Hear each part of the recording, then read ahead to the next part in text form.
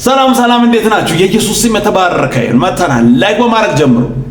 ስሙ ይሄንን ጉድ ታሪ ላይ ሆነ ነው ያልኩት። አይጣንዶም በቃ ተባክ በቃ ተወና ያራሱ ፋሲሎ ወንድም እንቅር ይበልከ ያራሱ አሁን ለምሳሌ መጥቶ ከዚህ በላይ ምን ያርጋል? ከዚህ በላይ ምን እንዲያርገን የፈለከው አንተ? በሱ ምክንያት ስንት ሰው ነው እየተሰናከለው?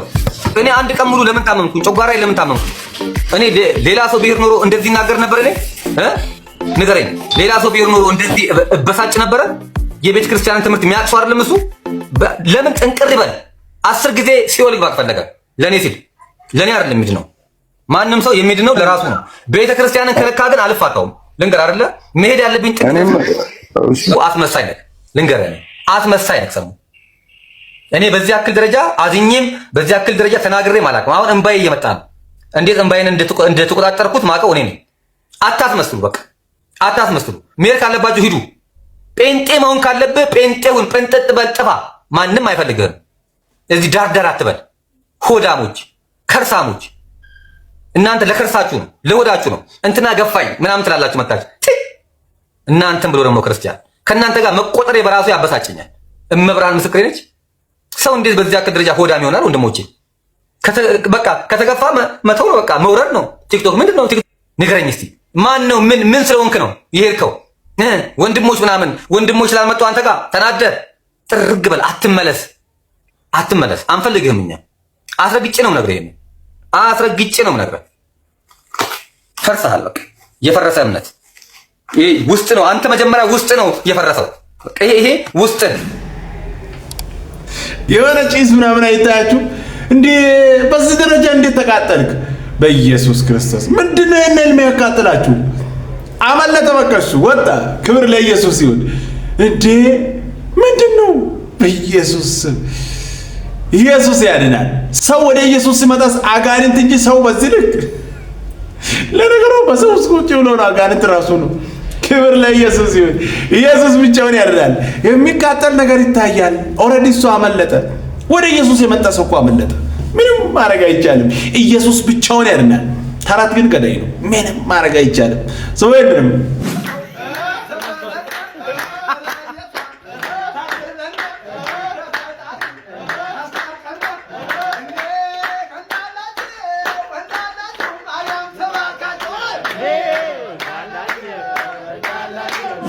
እንሰማለን ግን አንፈርድም አለ። ይሁን ኢየሱስ ብቻውን ያድናል። እንግዲህ ምንም ማድረግ አይቻልም። ክብር ለኢየሱስ ይሁን። እኔንም ከሰው እኩል ቆጥሮ ወንጌል መስክሬ ሰው ጌታን ተቀበለ።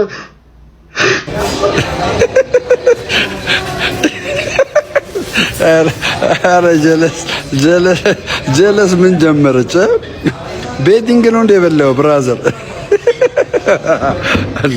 ቤቲንግ ነው እንደ የበላው እንዳልክ። ኧረ አትፎግረው፣ ይሄን ህዝብ አትፎግረው፣ ተው።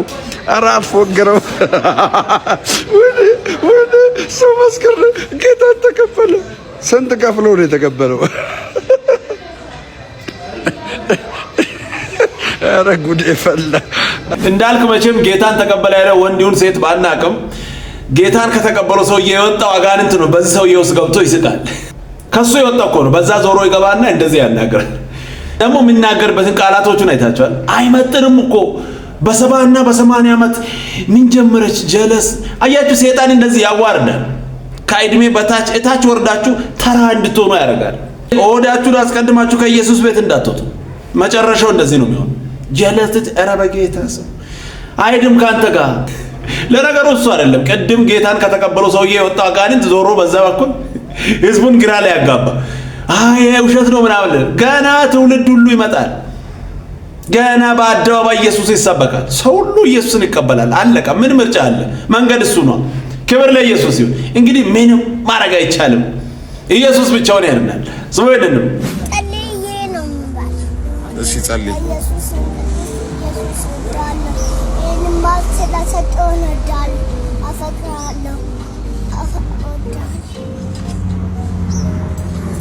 ደስ ይላል። ይሄ ደስ የሚል አስተዳደግ ነው።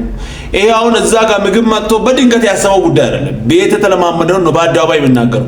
ልጆቻችሁን እንዴት እያሳደጋችሁ ነው? ይሄንን በደንብ አድርጋችሁ እዩ። ክብር ለኢየሱስ ይሁን። ኢየሱስ ብቻውን ያድናል። ሰው አይደለም። እንዴ ትንቢት ካልተናገረ ይሞታል እንዴ? በየጊዜው ትንቢት፣ ሌላ ነገር የለም። የእግዚአብሔርን ቃል አይናገርም። እኔ ይሄን ሰውዬ በቃ በሌላ መንገድ እንሂድ። ይሄ እኮ ማን ኦፍ ጋድ እኮ ነው። የሚገርም እግዚአብሔር ጸጋ ያለው እኮ ነው። እኔ እግዚአብሔርን ሕዝብ ትንቢት እንዳይሰማ እንዳላሰናክል ብዬ ነው እንጂ እኔ በፍጹም የዚህ ሰውዬ ነገር አይገባኝም። በቃ ሰላም ለእናንተ ይሁን። ሰላም ማን ኦፍ ጋድ እንደምናችሁ። እግዚአብሔር ይመስገን።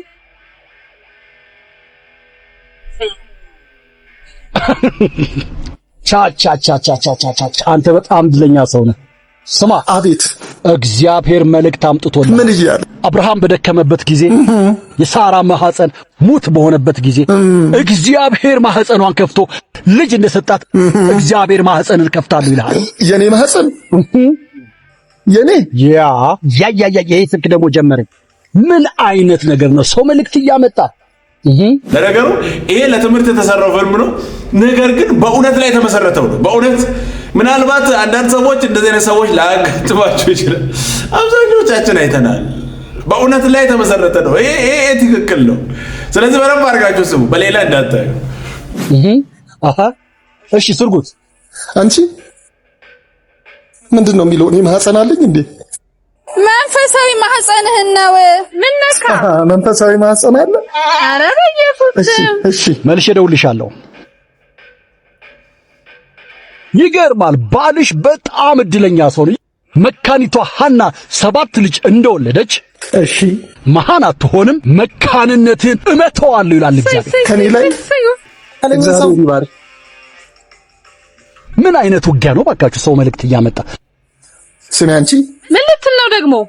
እኔ አንቺ ከማግባቴ በፊት 7 ልጆች ወልጃለሁ። ይሄው አንዱ የትምህርት ቤት አምጣ ምናምን እያለ እንደ ውጭ ሰው ማጅራቴን ሊመቱ እየፈለጉኝ ነው። ከአንቺ 3 ወለድኩኝ። 10 ልጅ የወለደ ሰው ተለፈለ ነው እንጂ የሚባለው እንዴት መካን ይባላል? መሃን አለኝ እኮ። እንዴት ነው ነገሩ? ነው መንፈሳዊ መሃንነትን ነው። እግዚአብሔር መሃን ካለ እኮ አትክድም። በቃ መሃን። በአንዳንድ ጉዳይ አንዳንድ ሰዎች የተባረካችሁ ናቸው። የተነገረውን ነገር ሁሉ ወደ መልካም አዙሮ የሚሰሙ ሰዎች አሉ።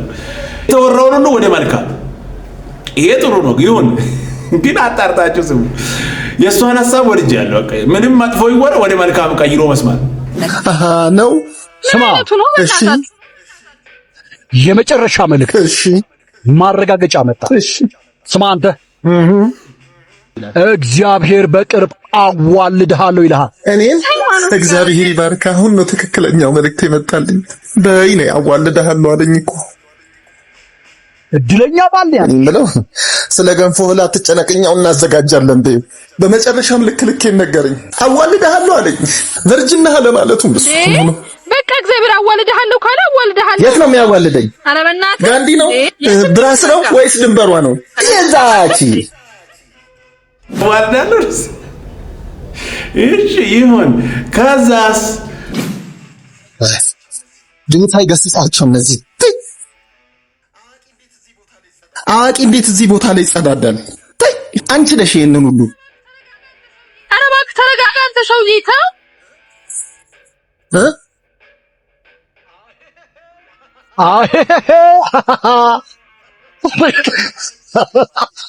እግዚአብሔር ሳቂ ይልሻል።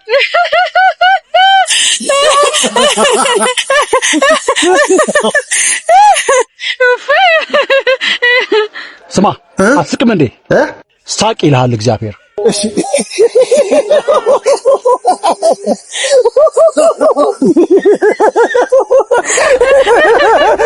ግን ስማ በዛ ሸጉድ ልትሄድ ነበር አገኘው። አየህ በረከቴ ያሳድዳል ተብሎ ንጻፍ እንዲህ የሚልም ቃል አለ።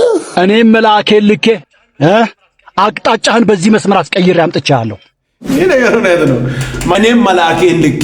ኧረ በኢየሱስ ይሄ ብዙዎች የሚጠቀሙት ነው። አሁን ገባለሁ ወደ ቤት መልአኬን እልካለሁ። በደንብ ስሙ። እኔም መልአኬን ልኬ መጽሐፍ ላይ እንዲህ የሚናገር ነገር የለም። አስባችሁታል? ሰው መልአክን እያዘዘ እንድግባ እንዲህ ይሁንሽ። እሺ ከዛስ? አየህ ከቅድሙ የተረፈ መልእክት አለ። እሺ ዮናስን ታውቀዋለህ? አዎ አውቀዋለሁ። ዮናስ ኮብልሎ ወደ ተርሴስ ሲሄድ እግዚአብሔር በመንገዱ ቀድሞ ወደ ነነዌ በተግሳጽ መለሰ። እግዚአብሔር እንዲህ ይላል፣ የረገጥከውን ትወርሳለህ። በጌታ በኢየሱስ ስም እስማን የረገጥከውን ይኸው እግዚአብሔር ሲባርክ አልባረክም ማለት በእግዚአብሔር ላይ ማመጽ ነው። እግዚአብሔር እንዲህ ይላል፣ የትላንትናውን ሳይሆን ዛሬ የረገጥከውን ትወርሳለህ ይላል። የዛሬውን እርግጠኛ ነህ? ስማ የታመንኩትን አምናለሁ፣ የረገጥኩትንም አውቃለሁ። ትንቢትን አልቅም፣ የረገጥኩትን ግን አልወርስም። በቃ እርጉዝ ነህ አልከኝ፣ ማህፀን አለ ያልከኝ፣ ትወልዳለህ አልከኝ። ከዚህ በኋላ የረገጥኩትን አልወርስም፣ ትንቢትንም አልቀበል። እንዴ ምን ሆነ ነው? እሺ አንተ አትውሰድ፣ እኔ ግን አይ ሪሲቭ ኢት ፕሮፌት። አይ ሪሲቭ ኢት አለሽ፣ የረገጥኩትን ይሁንልሽ። እሱ ብቻ አይደለም፣ እዛ ጋር የፈነዳሽ ሽንት ቤት አለ፣ እሱንም ይሁንልሽ። እንዴ አልበዛም እንዴ? በፊት እርጉዝ ነህ አለኝ፣ ማህፀን አለኝ፣ ማህፀን አለኝ፣ ምን አለኝ? የረገጥኩትንም አልወርስም። ምን ይሄ የረገጥኩትንም አልወርስም? እውነት ነው። የረገጥኩትንማ አልወርስም። ክብር ለኢየሱስ ይሁን። ቆንጆ አስተማሪ ትምህርቱ። አሁን የተገኘውን ሁሉ ዋጥ የምታደርጉ ሰዎች ስነ ስርዓት ያዙ። ትንቢትን አትናቁ፣ ግን ተቀበሉ። ፈትናችሁ ነው። ክብር ለኢየሱስ ይሁን።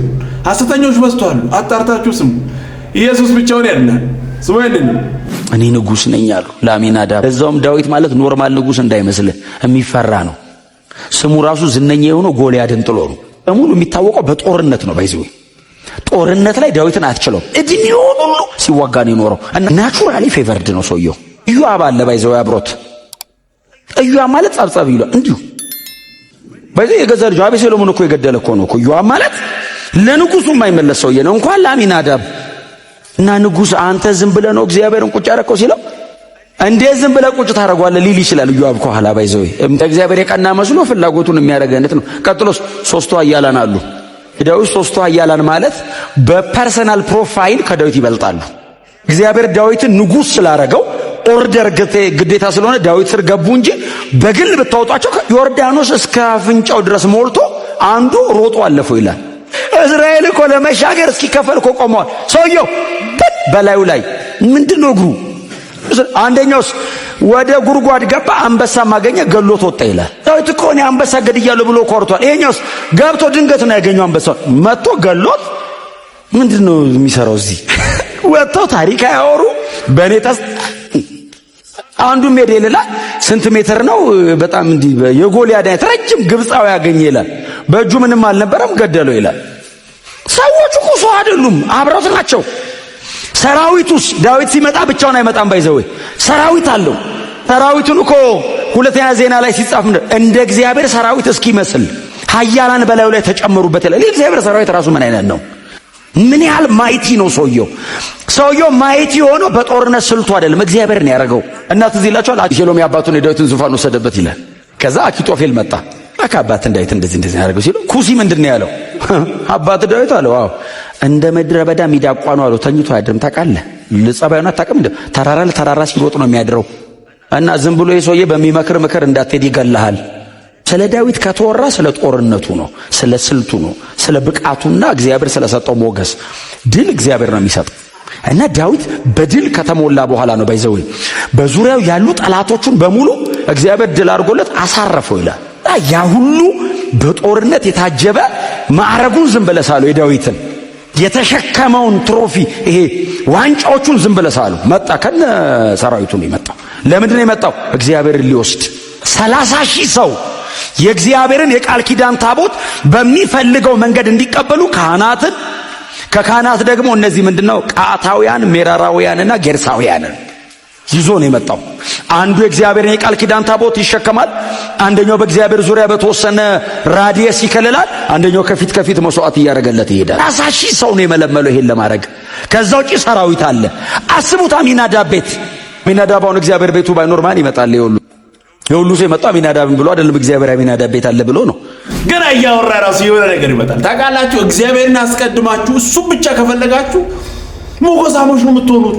ይሌታ ሆኖ ማይዳት በኢየሱስ ክብር ለኢየሱስ ይሁን። ጌታ ይባርከው። እንዴት አሳምሮ እንደምናገር ጥል የሚናገረውን ነገር ሁሉ የሆነ በጉልበት በሆነ ነገር እኮ የመጣ አይደለም። አየህ፣ እግዚአብሔርን ስትፈልግ እግዚአብሔር ከሰጠ ማንንም አይከለከልም። ክብር ለኢየሱስ ይሁን። እንዴት ደስ ይላል! ኢየሱስ ያድናል። ግን አሚናዳብ ዝም ብሎ ቁጭ አለ እንጂ እስከ ዛሬ ድረስ እኮ እግዚአብሔር ብዙ ታሪክ ቤቱ ሊሰራ ይችላል። እንውሰደው ሲሉት እሺ፣ ብዙ አክብሮትና መገዛት የእግዚአብሔርን የቃል ኪዳን ታቦት ካህናቱ ተሸክመው ይዘውት ሲሄዱ በእንትኖቹ ላይ ነው የተቀመጠው፣ ነው በከብቶቹ ላይ ነው የተቀመጠው። ድንገት ይላል አይደል እናንተ የያዛችሁት የቀድሞ ትርጉም ላይ እንትኖቹ ፋነኑ የሚል ቃል አለው። እኔ ደግሞ ማነበው እዚህ አዲሱ መደበኛ ትርጉም ተደናቀፉ። ፋነኑ አይ ቲንክ የልብ ነው፣ ተደናቀፉ የእግር ነው። እንቅፍ ሲሉ እንደዚህ አሉ። ሊወርቁ ሲንገዳገዱ የተሸከሙት የቃል ኪዳን ታቦት እንደዚህ ዘንበል ሲል አሚናዳብ ልጆች አንዱ ነክተው ታያውቁ ማለት ነው። አይ ታቦቱ ግን አብሯቸው ረጅም ዓመት ስለሆነ ኖርማል የመሰለው ልጁ 10 ምናምን ዓመት ዝም ብሎ አብሮት ኖሮ አለ። መልመድ ጥሩ አይደለም። እንዳሸመድዱ እግዚአብሔርን በየቀኑ በጣም በፍጹም ትሕትና መኖር ነው። ሊደግፍ እጁን ላከ ብቻ አይደለም የሚለው፣ በድፍረት ይህንን አደረገ ነው የሚለው። ምንም አልመሰለውም ማለት ነው። እንዲህ ሲል እግዚአብሔር ቀሰፈው ይላል። አልፈልግም ደጋፊ ያለው ሰማይና ምድርን በቃሉ ደግፎ ያቆመ አምላክ እንዴት ነው በእጅ የምትደግፈው? እኔ እኮ አጥንትና አጥንት የተደጋግፈው ያሉት እኮ በሱ ቃል። የእግዚአብሔር ቃል ከመሃል ቢወጣ እኮ አጥንት ራሱ ወደ አፈር ለመሰብሰብ አይመችም። ሰውነት ቶ ሰማይና ምድር እኮ ሰው እንዲህ ስትራክቸሩ ቀጥ እንዲል የሚያደርገው እኮ እግዚአብሔር ቃል። ሁሉንም ነገር ደግፎ ያቆመው እኮ እግዚአብሔር። ኦርደር ብቻ አይደለም ደግፎ የሚያቆመው፣ እኔንም ደግፎ ያቆመኝ እሱ። ሞተ ነው የሚለው ባይዘው በቅጽበት ሲሞት መጽሐፍ ሲናገር ዳዊትም ፈራ ይላል። እንዴት አድርጌ ነው ይህንን አስፈሪ አምላክ ወደ አባቶቼ ከተማ ወስደው? በዚህ አይነትማ እኔም እዛ ጦርነት ደርሼ ስመጣ ሰው ጨርሼ ነው የምመጣው፣ እኔም ያከትምልኛል ብሎ ስለፈራ ቦታውን ምንድነው የሚለው የኦዛ ስብራት አለው ይላል። ምን አይነት ኃያል አምላክ ነው የምናመልከው! ክብር ለኢየሱስ ይሁን። አረ ኢየሱስ ያድናል! እንዴት ደስ እንዳለ! ክብር ለኢየሱስ ይሁን። ኢየሱስ ብቻውን ያድናል። እንግዲህ ምንም ማድረግ አይቻልም። ቀጣይ በሌላ እንገናኛለን። ሰብስክራይብ፣ ሼር፣ ላይክ ማድረጋችሁን እንዳትረሱ። ወዳችኋለሁ። ተባረኩ።